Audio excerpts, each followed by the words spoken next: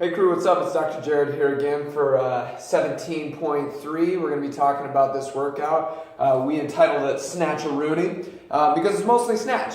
All right, we went through, last workout it was a lot of muscle ups. That was kind of the priority, but you had to earn your keep or earn your way to express that. This is the same way.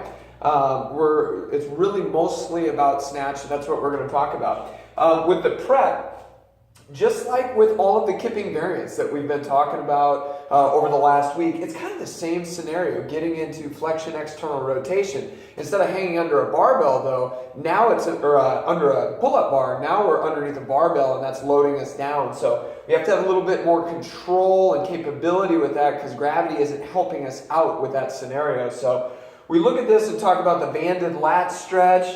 When we do that, we want to have a nice flat back. A lot of times we'll see people doing that. We don't want that. We want something nice and solid where you have the band hooked into your arm and it's really pulling you out just to kind of free up those internal rotators of the lat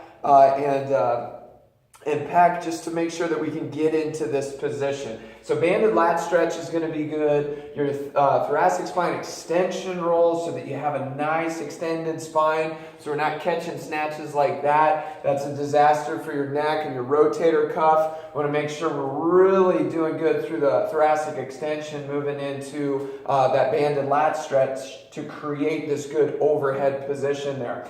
Moving down from there, it's all about hips and ankles. You know, the prerequisite movement for the snatch is the overhead squat. And a lot of times people will come to the office, Dr. Jared, I need an overhead squat. I need to really work on my shoulders. And we see their shoulders are fine. In fact, they're asking way too much of their shoulders. On the contrary, what they need is a lot more hip range of motion and ankle range of motion to support good shoulder health and stability in the overhead squat. So the way that we kind of say it, if you can make it through the first 4 to 6 inches, sequencing that appropriately with your hips and in a squat fashion, then you have enough range of motion because from there on out, it's just dropping your hips straight down.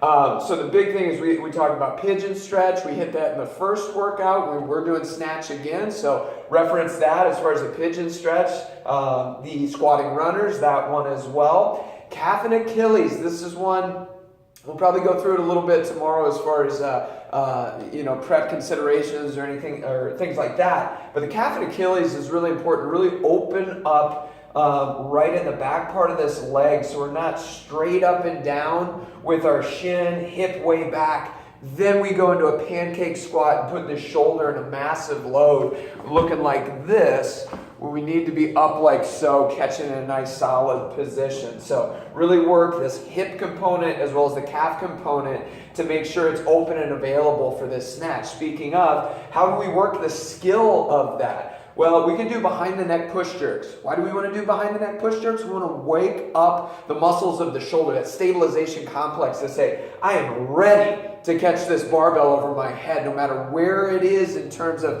if I have to catch it in power and write it down. We want to make sure that's very, very strong and solid. The shoulder, thoracic spine, everything that we did here is solidified right there. Once we have some, we're warmed up with that a little bit, we can kind of progress that into an overhead squat. I've already kind of figured out how am I going to catch this bar? Well, it's a squat snatch, so we have to go all the way down. So making sure that overhead squat feels nice and smooth, you're comfy in that bottom position.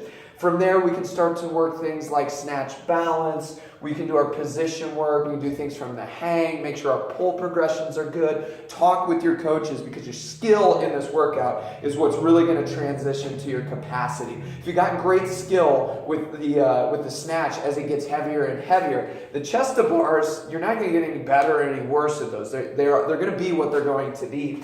But the better you are at this snatch, the less those start to slow you down on top of the snatch itself. So really make sure you're either really on point with all of these or at least you are progressing in that direction. Going back to the muscle up, same deal like last week. Enjoy the process. That's the same with this. You're going to get better at snatching this week. Pacing, know if it's strength or capacity priority. If you're going to get as a guy to 225 and 245, yeah, you're going to have to book it a little bit. It's going to be more of a capacity workout. That doesn't mean you go out and redline it because it's a longer workout, but you know, hey, the more that I can kind of be nice and smooth and fast at the beginning, I can kind of ease into it as I go. If it's more of a strength priority, hey, you know what? Stay smooth. There's no reason to be hitting touch and goes for really anybody. There's no reason to be trying to do, big sets of chest to bar. You actually want to hit, what I did is I hit a 4 and then 2 singles. Just kind of, just kind of relaxing. No big deal. I could have done all 6, but just thought, hey, save the grip and go from there.